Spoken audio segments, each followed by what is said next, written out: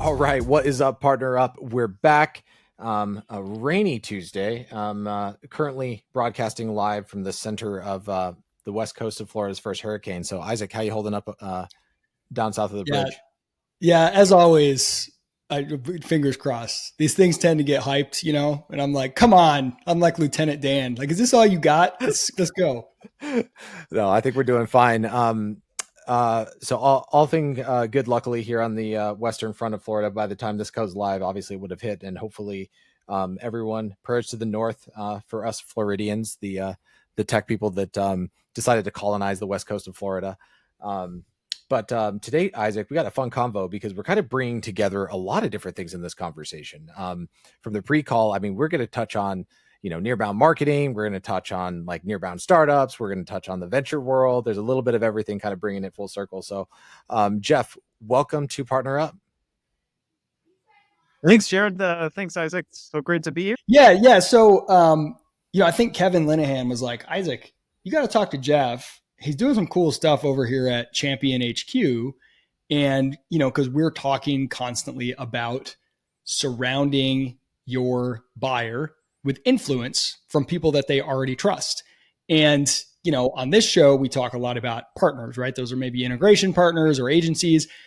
But this Nearbound approach, it's much more than that. It's really anyone that they trust that has a better likelihood of influencing them than you do at your company. And so Champion is doing this with customers, really trying to turn those customers into champions and advocates. So I was like, oh, cool. I'd like to check out what they're doing. I got on this call with Jeff and I'm like, he's talking about when he was, CMO at Aircall. He was running partnerships at Aircall, kind of the insights he had there, what led him to Champion. And as we got talking, it was clear, Jeff, that your understanding of the world, what Jared and I talk about, moving from the how economy to the who economy, where individuals that people can trust are so much more important than all these direct, outbound, inbound methods. It's like, okay, there's something here. Yeah, excellent. It's right in line with all things I believe in. As I mentioned, I was CMO of Aircall for a number of years. And even when I got started in my career, like one of my first jobs was in customer support. And I did that. And I love doing customer support. I love talking to customers. I love talking to people. I like solving problems, all these sorts of things. And the company I was with at that time was more of like a B2C model. And our founder CEO was obsessed with like the Tony Hsieh model of marketing. Like the way you market is by delivering excellent, crazy customer experiences. And we would go, we would mimic a lot of those same processes and like mindsets, like just buying customers that were irate on the call with like pizzas late at night and all that sort of stuff. And the goal was just, you had an upset customer, make them an insane fan of the company by the end of that conversation. And we would challenge each other internally with how to do that. And it worked. Like we had word of mouth that grew out of that. And it was just like this crazy fun experiment. Just of thinking about how to make customers happy and growing through them and with them by solving their problems. And that's always kind of stuck with me. I got into marketing, demand generation, and like that connection with customers always stuck with me, as well as just this concept that eventually grew into something we embraced deeply at Aircall, which was this concept of better together. And that was a broader concept of just we're growing, but we're not just growing in isolation by ourselves. We can partner with others. We can partner with other technology companies. We can partner with channel partners. We can really think about how to grow through our customer base. That was going to be the most effective, efficient way to go about it. And being able to lead marketing there, just basically from as one of the earliest marketers there through, 120 million in revenue, we really got to see that come to life over the years. So I love that you started with customer success. Yeah, and you get into support. marketing, customer support. Then you're doing marketing, then you're doing partnerships. This led you to be a founder. It's like you got everything but sales in there. You got the the trifecta. I actually did oversee sales a couple of times in my career. I did it in BDR teams a number of times. At Aircall, I did sales a couple different stints. Like I was a person that would just take whatever when we had a departing executive, and I would go take that function. And so the extent of my sales experience wasn't particularly hands-on and helpful to anybody outside of bring in a consultant to like tell us what to do. I just tried not to mess up too much. But I've had I guess run across all sectors at some point. So Isaac, I had this rant from Catalyst last week that posted online, and this rant kind of started. It's illustrative to I think Jeff's point. And so Jeff, what I said was, what partner teams need to be doing right now is putting W's on the board. And how do you put W's on the board? Well, you go talk to your customer and the vendors, the service providers, the people that they're already doing business with. There's your partners. And if you can't go put W's on the board with those people, then you don't have a job, right? You don't have a partner program. Like, you have nothing. And I what I'm hearing from your story is I was going to ask, it was like a leading way of asking this question is, by being closest to customer value, is that kind of how you uncovered these relationships where you're like, hey, I should be marketing with these people because they have access to a bunch more customers like the one that we were working with? How did you, was that alignment to the customer and their value what brought you outwards from that customer to these other relationships? What was that kind of aha moment for you? Well, yes, certainly. I mean, a lot of it's understanding your customers and the trends behind it. The one thing that was core to Aircall was you used our product in conjunction with other products. Like, if you were using Aircall, you're probably using one of a few different CRM systems. You needed those two things to sync together. Now, that's just like, technology-wise, it's just workflows. But in the customer's vantage point, there's a specific process that has to happen. There's integration that has to happen. There's an experience that has to come together. So as we were growing, we continued to look at trends for what were the other tools our customers were using and what was that experience like. And then what were those tools? And we should be partnering more closely with those companies. And so HubSpot's a great example. Aircall's still great HubSpot partners today, and there's a great relationship there, a really healthy one that grew over the years. Just a fantastic partnership and company to work with, first off. But the way we even started that relationship when we were a couple of million in ARR and we're just nothing to HubSpot really, was understanding if we could draw an incredible customer experience. If there was a challenge between those two products integrating with one another, for example, like, we would solve it like that. We were the company that HubSpot loved to work with more than any others because they go back to HubSpot and say, like, Aircall's a great, fantastic partner. Or if there's an issue that went in through HubSpot as a ticket and it was about us, and we'd solve it like that. And we'd hop on. We produce numbers to show if you were using us in conjunction, your NPS scores were better and improved on the HubSpot platform as well. Like, we really went deep into making sure there was a great customer experience and then leveraging that from a partnership perspective. And that really gave us an in with a number of different companies that we built great relationships with from the partnership side over time. So here's a question for you, Jeff, because this is something I think partner people face this to a degree, but certainly people who are trying to run the kind of customer-led or customer advocacy game, a question of incentives. So it's like, hey, let's be awesome and treat customers really, really well and, praise them and do special things. And then sometimes you just know, you trust there's going to be some magic that happens. They're going to go out and tweet about you. They're going to say nice things, word of mouth. It's going to happen. We know that, but it's hard to manufacture it. And if you start to ask for it, it almost kind of undermines it a little bit. And you have this weird thing. And I think a lot of people in partnerships face this too. They're like, I'm great at making relationships.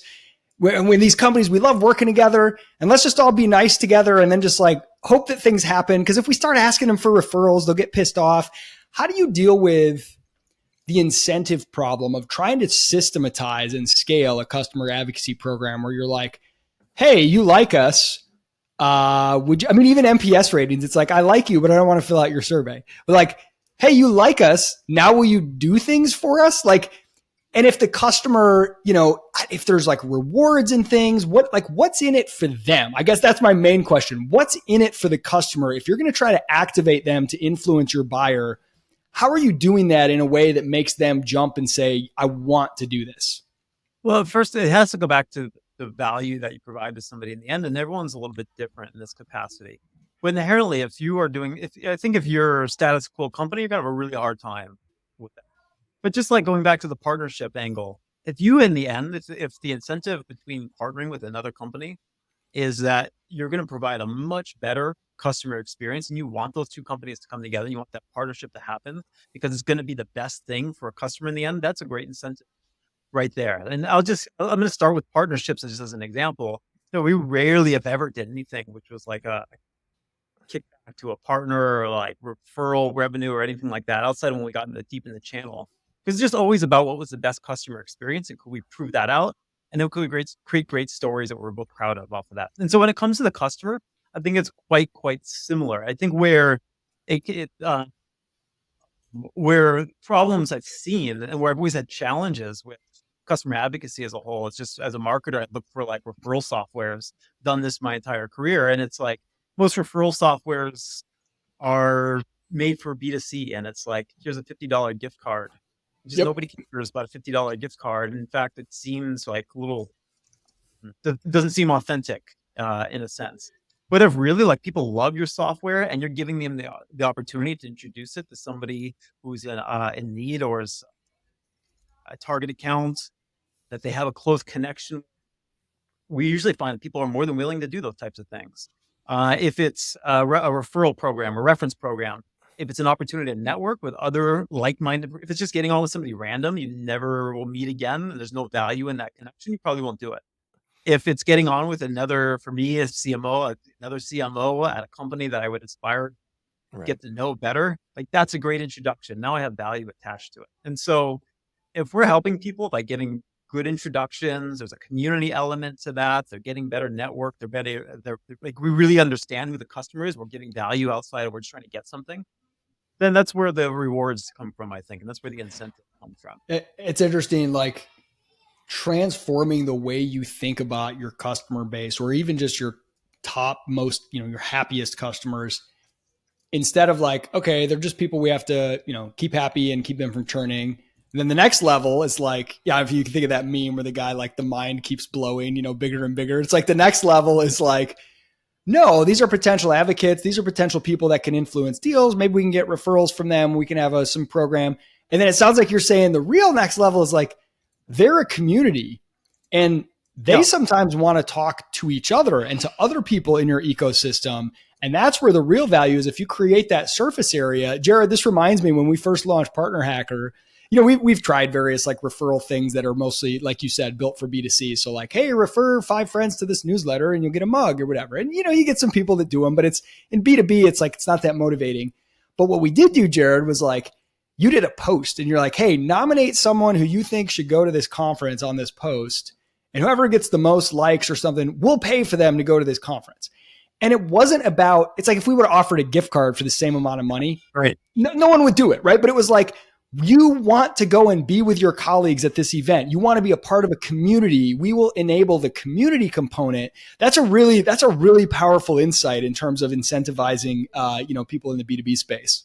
Yeah, we used to at Aircall, we used to do things like similar programs. We would have like contests and fly somebody out to Paris, and you could go visit our Paris office, and you meet some of our Paris customers, Paris-based customers. If you're coming from the U.S., wasn't that cool if you were Paris-based? But if for Paris, you come to Paris, and for French customers, we do the same thing for New York, and you get to meet our team, you get to meet customers in the area, and like that's a cool experience, not a gift card to go use somewhere.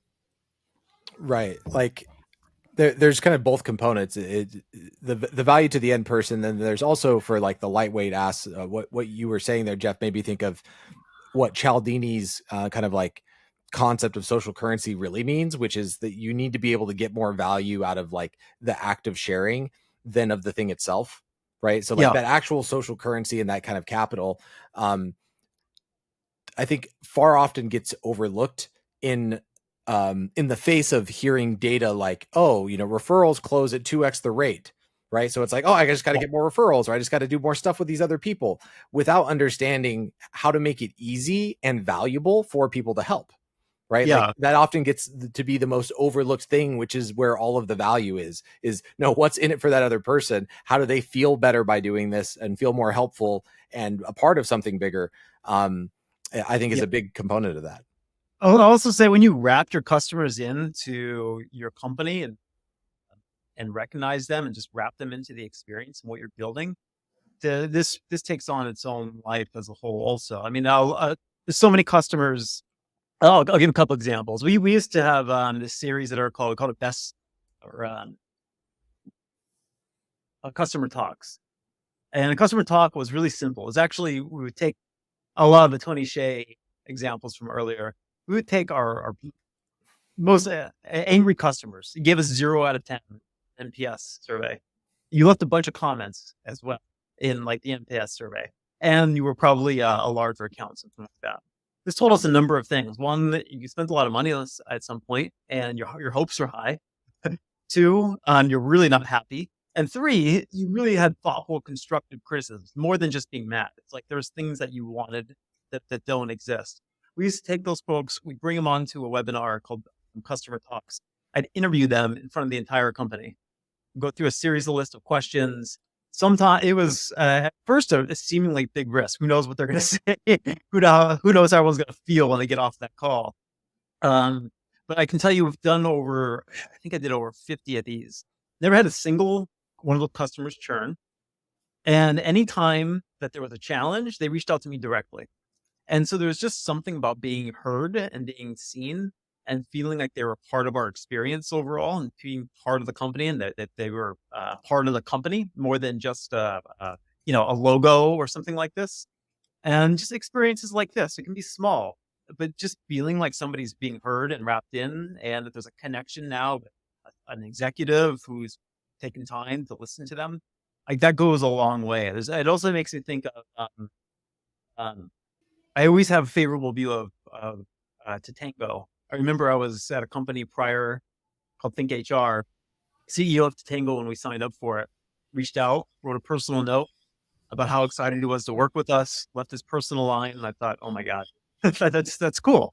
And so there's just little things like this that draw such a great experience where it makes you want to talk about the brand. I'm still talking about it today, 8 years later at this point. And I'll give one last example. A company I still evangelize for, doesn't exist anymore. It's called Bright Funnel. It used to be a demand attribution software, marketing attribution software. I think about it 2014. I was one of the first 5 customers, and I just felt so much a part of building that product, even though I was just a customer. I just kind of lived vicariously as an entrepreneur by buying this. And I was the ultimate evangelist for it. Again, I'm still talking about it today. I would love for people to go out there and search for it and try to buy it if it was still around. But if you really bring people along, make them feel valued, bring them into a network, a community, people want to be seen, they want to be heard, and they want to be valued. And you can provide that as a company. Like, this is the center of an advocacy program. And then it's just how you activate folks on top of that and have systems around it. Man, I that story about taking your angriest customers, what a fascinating, like, that is a high hanging fruit strategy. It's like, okay, let's actually invest time. I mean, worst case, you learn and your company learns and you get some insight, but I can see how, because it's funny now that you mention that, I can think how, like, early in my startup journey, there were a handful of times where instinctively I kind of did something like that. If someone was mad, I would be like, let me respond to this one. Don't let the team do it. I'm going to go over the top and send them something. And I had a couple times where someone was like, that is the nicest apology email I have ever received in my life. And they went from angry to happy. And it's funny. I used to tell people, like, very early in my career, my very first job out of college, I worked at a state representative's office, and I'm literally just responding to angry constituents all day long who are just like, mad that they didn't get their unemployment, just stuff that, like, wasn't even in the purview of the office to deal with. But I was like, okay, how can I make this person walk away from this interaction? It was just a game I played with myself, thanking me, feeling excited, even if they come in and they're like, I hate this guy. I hate the way he voted, or how come I want this one? And, like, playing that game for the first year or two of my career, it unlocks something really magical that sometimes the very people that you want to run away from, the people who are talking trash, who are the least happy, they're like, there's sometimes a big unlock there in taking the time. And that's just a really interesting, it kind of, I don't know, maybe it doesn't, maybe it does, fly in the face, Jared, of the, like, 80-20 rule, right? Like, focus only on the people where you're going to get the highest return right away. Like, I don't know. What's your take on that, Jared? Is that counter to your Pareto principle, focus? No, I think it's funny. Sometimes, Jeff, whenever we have a good guest like you that sparks lots of interesting thoughts in my head, I'm typing away because I'm actually typing some notes to Isaac.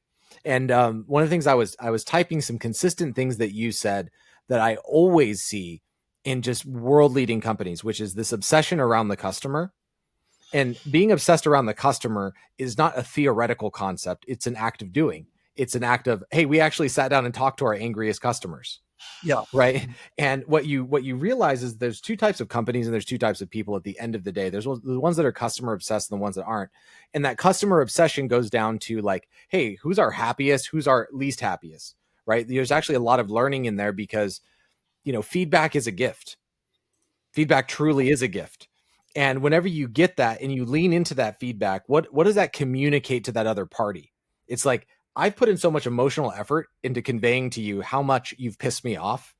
And if you don't put in a corresponding amount of care into responding, I think what that means is that, like, I don't know, what I just learned, Jeff, to me, caring is a competitive advantage. Yeah. Right. Like, there's a mic drop clip. Like, caring is actually a competitive advantage. So by leaning into those stories, you weren't doing so as a joke. You like actually cared. Like, whoa, what a novel concept. In SaaS, if we actually care about our customer, we can learn some really cool things. Yeah, I mean, we're like, why else be in it if it's not to make other people extremely successful? Right. And so, it's always funny. Like, we want to live in the side that's positive and talk about the 10 NPS scores and really happy customers. And at the end of a week or a team call, like, those are the ones you highlight, great customer stories and comments, but so much lives on the opposite end. And really that's where, like, thinking from going back to the advocacy point, your best opportunities, like, you don't just have customers and then there's some advocates that live in there and then you go find them. That's not really how it works. Like, you have to create really great experiences and moments that make people go above and beyond for your brand. And I think the best way to do that I found, going back to the Tony Hsieh and support examples, when someone has a horrible experience, that is like, you're playing in the right area then, because now you really have an opportunity to transition someone's mindset and do something that's like, that can be quite extreme to win them over. And yeah, there's other things that we had done there as well. Like, we called close the loop programs for NPS. Those were like big customers that we would do on the webinar, team call. Well, we had closed the loop program, which was just volunteers throughout the company, call down 0 NPS scores. And I was always getting our marketers to do this because, like, there's no better way to understand your messaging and understand the customer than just call them. And again, like, we kind of shy away from that because we don't want to talk to the folks that give us a 0 that are frustrated. Actually never had a negative conversation, the 0 NPS score. And I know so many great stories came out of that. Like, you just have a early career sales rep, and they just randomly get a call from me and say, or they get a call from our CEO. Hey, it's Olivier, CEO of Aircall. So you gave a 0 NPS. We've got a $1 billion valuation company, and they're getting a call like that. It's just, those stories like go such a long way, and that becomes really viral. And that's how you get people to really convert and advocate for your brand. That's absolutely, that's wild. I love that. I love that so much. The idea, just even on the internal team meetings, there's like, this is a hard business, especially when you're in a hard market like we are. And there's this feeling that, man, if we all get together as a team and we're doing a weekly stand-up or whatever, we want to like make sure we're focusing on what's going well and be like, hey, everybody, here's some good news. People love us. But I love that idea of like, okay, we had 95% of our customers love us. Who are the 5%? Let's list like a couple of them and be like, hey, here's this customer. Here's what they said. We called them. We talked to them. Here's what we found out. Like, just not running away from that, not being afraid of it. That's just a small but a powerful insight. Yeah, we used to have this, and where that came about, the idea for doing that call down, started on the support org, and the support org would call them down. But we had this internal concept that we called 11-star customer experience, and it came from a podcast with Brian Chesky. Yeah, I remember. And yeah, he gives if they were going to start Airbnb, like, they couldn't give a 5-star experience because hotels were always getting 5-star experiences, and so they had to reimagine what that meant, what a great experience was. And so he went through this little thought exercise of a 6-star experiment is or hotel stay is this. A 7-star is like, so there's a surfboard waiting for you. They know your preferences. And 11-star is like Elon Musk shows up versus the Beatles. Right. Like that. And, like, there's this element where it's like not realistic anymore, but then there's this line where you can actually do that. And the benefit is going through that thought exercise. And so we actually had this exercise we called 11-star customer experience. everyone in the company got trained on it. For new hires, that was my training that I did for them as we go through this 11-star customer experience, to go through the entire Aircall journey from the first time you hear about the company, you go into an event, what does that look like, all the way through onboarding and customer success. And we would just list out what an 11-star experience looks like all across the way. And if you dip out of that and you're not happy, like, what is your new path to 11-star? What do we have to do? And so, like, if you just go through that journey and you identify, like, what is a great 11-star experience, and just try to take a customer through that, that's where you can really, like, get some insights and really deliver something valuable. And when you go off a track then, and you have people that are 0 NPSs, it's like so far against your values as a company, you have no option. Like, you can't have a lot of experiences that have people like irate at your company. You've got to do something about that. And so, like, so much cultural too. I love it so much. I remember one time just seeing some examples of this. There was like this big heat wave in London, and our VP of customer success like totally drops this thing out of nowhere, where she actually bought and shipped an air conditioning unit to one of our customers that like had like a meltdown at their house and their AC was broken. They couldn't get it replaced. Like, so like that was kind of like one of those Tony Hsieh moments, or like, like, hey, I need help. And it's like, let me help you all the way. Right. Like all the way to like getting air conditioning. But I think, Jeff, the point to kind of bring home for the audience and the listeners, since we have a lot of like, partner leaders that listen to this podcast, is I really think that the more people that I talk to, like you, Jeff, or like Jill Rowley, who's in my ear all the time, or, Pika Puda, or just people that I know that I trust, they have a lot of depth to this question and this topic around customer obsession and customer centricity.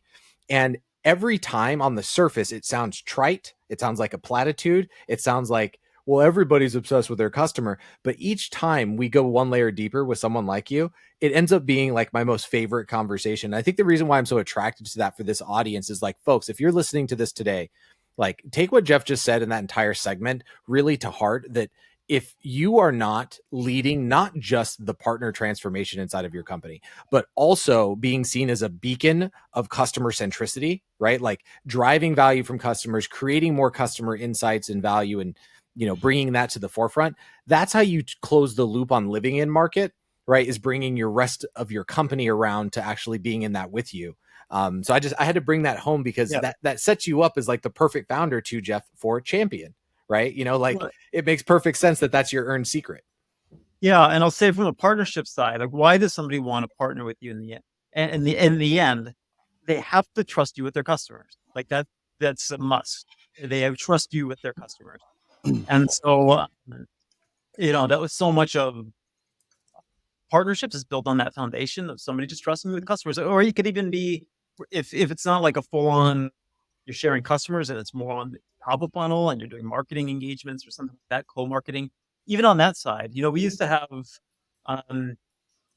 we would have event series, and we would just have the same sponsors, and they would like Zendesk and Intercom, and they would gladly, without asking a single question, sponsor an event that we were putting on, because they trusted us that we were going to put on just an incredible experience that was in line with their values and give everybody a great, memorable moment with their logo attached to it. So the more that you can just prove to your partners that you can be trusted with customers, with the experience as a whole, that's the foundation of it all. So Jeff, we're talking about, which by the way, it's so funny to me that we're on a partnerships podcast with somebody who just, founded a company about like, how do you get more referrals? We just literally spent however many minutes talking about customer success, like customer delight, which is amazing. Yeah. But obviously, like, okay, these are timeless principles. Put the company, the customer first, focus on the customer. Hard to do. Not a lot of people do it, but there had to be something like in the world. So you've got your thesis about treating customers a certain way is important, and the things that you've learned in your companies, but you don't just say, you know what, I think I'll go start a company now. Like, that's a big deal. There's always the why now question. Yeah. And I know investors ask that question, like, okay, you tell me these things are true about customers. Why is it more true today than it was a year ago, 5 years ago? Why is now the time that Champion HQ makes sense and it didn't before? What's the change or the shift in the world? What's like that part of your narrative? And, apart from the things that are universally true, is there is there an element of something that's happening now in the market that makes this more true or more relevant or different in some way? Well, yeah, this new. I'll say first, this route was, uh, you know, I, I I knew there was a path here at some point. It was just what is the concept and idea, and what was the right timing to your. I think July of last year came around. There's a couple things. One, a very personal level, I am 5-year goal centric. I started at Aircall 6 years ago. I gave it one extra year because my ambition was cross over 100. And we had gone well over 100 million at that point. And so I was kind of like, what's the next 5-year goal? Is it just continuing on, or is it like getting back to an entrepreneurial path? And that was sort of intersection of point one. And then the intersection of that was in June, July of last year, it's really evident that the markets were shaking up. The new direction was going to have to happen. And I recall one of our board members at Aircall sent this fantastic letter to us all about, confronting the brutal facts of reality and what the new world was going to look like. And that like growth efficiency was going to be the next, that is the focus, not a temporary thing. You might have loved doing marketing, sales, go to market in the prior world. Great. Doesn't exist anymore. Forget it ever existed. Like new world, like switch your mind, and it's going to take adaptation. He was really at the front of that message to make sure we were at the front preparing for it as well. And so I started thinking like now is the right time. Like everyone's going to be rethinking go-to-market strategy, because you can't just do nonstop outbound messaging and just hire up a huge, brute force team to just knock down the door. And it's not going to be like every SaaS company just buying from every other SaaS company. And it was going to change. And we needed new ways to go to market, more efficient ways to go to market. And to me, that was it's kind of like the Jeff Bezos thing, like what doesn't change over time. And all things, everyone has to have customers. Everyone has to have happy customers to sustain a business. And what a better, more efficient way to grow than that. And throughout the experience of Aircall, combine that with maybe the third intersecting point of why this as a whole, and specifically how I saw it tie in with revenue. It's actually a couple of points, but every year we were growing, I always anticipated that our inbound would slow down. Like it was driving half the business approximately. I would always anticipate it was going to slow down when we got to 100 million or so. Every year it accelerated. It was a different percentage of the pie. Now the attribution was quite hard, but as we started to actually get into like the lead source details, we had every account executive asking, how did you hear about Aircall? What brought you to Aircall? And we found that 10-15% of our deals were just simply like, I heard about you through so-and-so, or I used to work for this company over here. And they were just fans of the company. And we had gotten big. They spread. They go into a new job, a new role. It was word of mouth. It was community. Somebody mentioned the community, and it was just pure like word of mouth, happy customers that we're doing. And so like those were sort of the compelling things that made me think there's something here. Things are changing. Now is the right time to do it. And there's this bucket that people don't even realize they're happening that's actually helping grow your company. And as a CMO, I didn't even know that was going on until like we really got in the weeds being able to track it. That's so funny you mentioned that. I was actually just doing a review since starting at Reveal back in, when was that, January. We added just a question on the free version of our product. How did you hear? And looking at those answers, and I just kind of put them in buckets, like roughly, and tallied them, because it's an open form, like free form text field. And if you add people who mention a specific company or a specific individual, those two things combined is over 50% of the responses. That's more than search. That's more than content. That's more than everything else. It's more than everything else combined is an individual or another. It's often like, oh, the company I used to work for, or this other company. Now, in our case, we're in the partnerships world. So it's companies that people partner with. Obviously, there's a heavy network effect. But I just think it's so fascinating that like, look at the marketing strategies that most people employ, and they're focused on a list of about 5 things that get like 20 to 30%. And there's these, two things that get 60% that you're like, I don't really know. We don't really do anything there. Right. And here's the point is like, this is why Chris Walker, I'm sure you've seen him on LinkedIn, Jeff, right? Like, so he's speaking to this thing. It's very smart for you to make AEs ask that question, right? Like, how did you hear about us? Who sent you our way, et cetera? And just inculcating this culture of like marketing asking, of sales asking, of success asking, who is around the customer.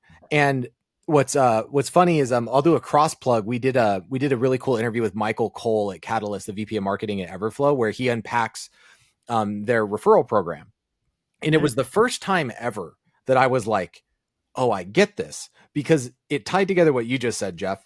It tied together making sure everyone in the company, right, understood that like the customers first, and we start our referral program here with our customers and our evangelists and the people already talking about us, and then it's much easier to stack on top. It's a really cool kind of like framework and framing that like this isn't a program that's inside of some department. Yeah, and back to the why now. It's like this is all starting to get understood and realized. And to Chris's point, which I think is a really great one, it's like we've been attributing this to the wrong things for years at this point. Like it gets attributed to, I don't know, SEO or something like that. And that's how we would attribute it too. Not that we didn't have a great SEO strategy, fantastic team there, but nonetheless, like when you're only looking at digital touch points, it's like you've got a painting and this is only part of the painting. You've got to like put the rest of the picture together, essentially. If you're not talking to customers, you're asking those types of questions, and you're just getting an incomplete picture and you can't make the right decisions off it. And you can't scale it effectively as well. So I have to ask the question then, because this seems so no-brainingly obvious, whatever word I just wanted to make up there, to like, it's just smacking me in the face that like, this should be front and center of every single marketing conversation. And I'm curious, what's your take as to why it's not, or why it hasn't been? Yeah, I think it's really sensitive. When you come to customers, it's like, there's another challenge, which is it used to just be sales talk to the customer. They made them successful. They did not like, you had this long enterprise life cycle, and it's really the salesperson had the relationship. And all of a sudden, like you have one customer, you get surveys from the CX team or the marketing team. You got somebody on product marketing that wants to talk to you. You have product people that reach out. You've got the salesperson that still has a relationship. You have the customer success team. You've got the support individual. And it's just like the list goes on and on. And it gets so hard and sensitive to like reach out to a customer without checking with what everybody else is doing. It's just hard. And it's just another touch point at that moment that seemingly is not about delivering value. And there's just sensitivity around it.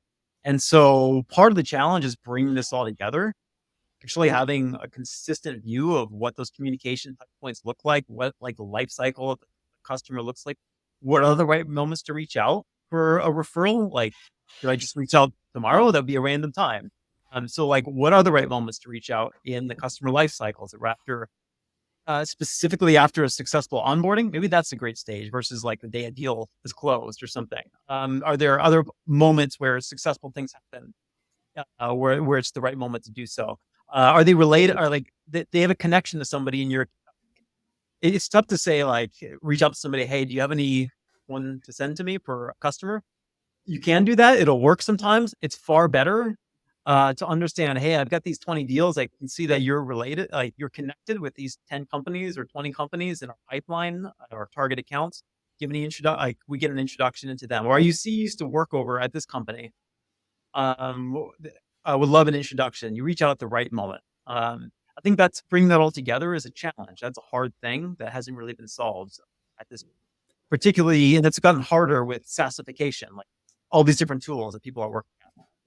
Well, and that's kind of what I want to ask you, Jeff, is like, where the hell does this thing live? Because, Jared, we talk about like partnerships, it's not a department, it's an overlay. And we talk about the Nearbound strategy, it affects everything, right? And so, if you're running a Nearbound sales play, like you said, you're looking at overlaps, whether you're looking at which of our partners have this account as a customer, which of our customers have a relationship with this account. And then the sales guy or the sales, gal is going to go and reach out to them and ask for intel or an intro. But like, if it's a partner, okay, you could have the partner team managing that. But even just what you mentioned before about like communications. So you've got customers receiving emails from product, they're receiving emails from success, Maybe they're receiving, if their AEs want to tap them for another account, for another sale, marketing is going to send them stuff. If you're trying to own this comprehensively and be like, let's think about, put ourselves in the shoes of our customer. What's all the stuff they're getting from us? Who are they hearing from? They're hearing from like 5 different people at our company. And then when we're going to ask them to take an NPS thing, it's coming from the success team. When we're going to ask them to do this, it's from, how are you like, if you really want to treat your customers well and see them as a big part of your growth engine, who owns that? Because it affects everybody. Where's the best place for that to live? Yeah, that's a great question. It is tough to say like who really owns that in the end. Like the relationship, if you have a success department, ultimately like the success team quarterbacks it, just like a deal, like the a net new deal, you've got a quarterback of that deal. It is the account executive. That's who owns it. If you have a relationship, de facto person that's owner is the CSM. They get to call the shots. My advantage. Everyone else has to revolve around that. However, the customer success team wants a lot of great things. They want customers to, they want to understand if customers are happy that they're going to stay longer. They want customers to be evangelists of the company. They want to be able to help support growth of the business, bring in more of the right customers. And so it's equipping them to have the insights. So they're not playing like the keep away war in a lot of scenarios. It's just like, that doesn't exist. They don't feel like the owner, and they get a random request from the sales team because we need a reference for XYZ customer, and they've got to go and do something that's outside of their job description because they're just not given the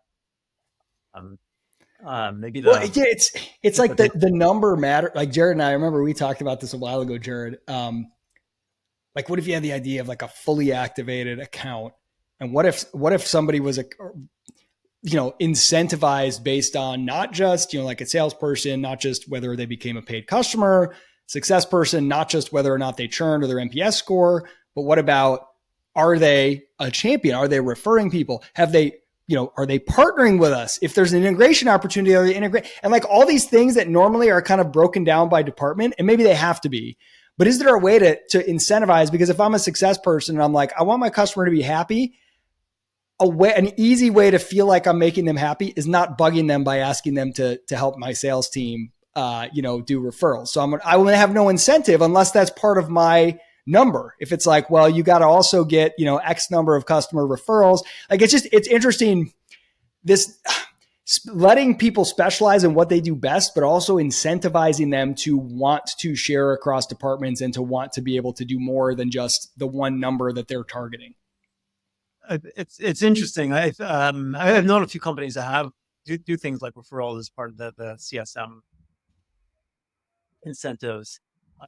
That can be company by company. Where I think a lot of the companies fall short in supporting customer success, and I think it's the parallel is.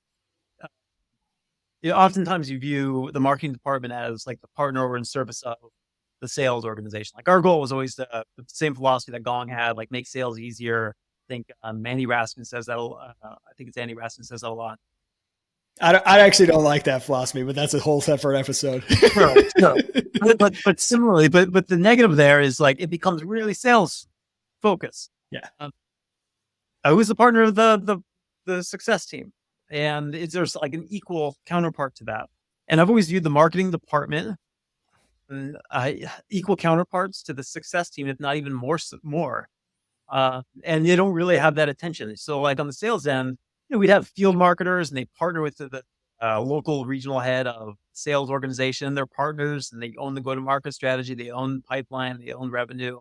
But then on the success side, it's kind of like the success team just runs on their own. Do they really have a trusted partner? And I think you get to some companies, you get to like 1,000 employees and you start putting in a customer marketer just because like it seems like the right thing to do. But you really don't have that partner, that strategic partner on the success side to give the ample cover and really work with them strategically on how to strategize around communication around the customer. What are all the programs you need to be running? And how should you be delivering that value to customers? How you should be thinking about referrals, references, et cetera. And oftentimes that job just becomes like putting out fires versus a really strategic function. And then that trickles down in the marketing department too, and how we even think about marketing into our existing customer base. And like, there's so much that's overlooked there. I think that's where there's a big gap. Yeah, Massive. it's interesting. We talk a lot about, Jared, like when you're running these Nearbound plays, the specificity and the personalization is so important. And that's why, like, obviously I clearly get what you're doing with Champion. It's like not just, hey, customers, refer a friend. It's like, hey, specific person at specific company, I see that you know this other person at this other company. Would you be willing to do this specific thing? Like that's the big unlock, that little extra work of making it, much more than just a spray and pray.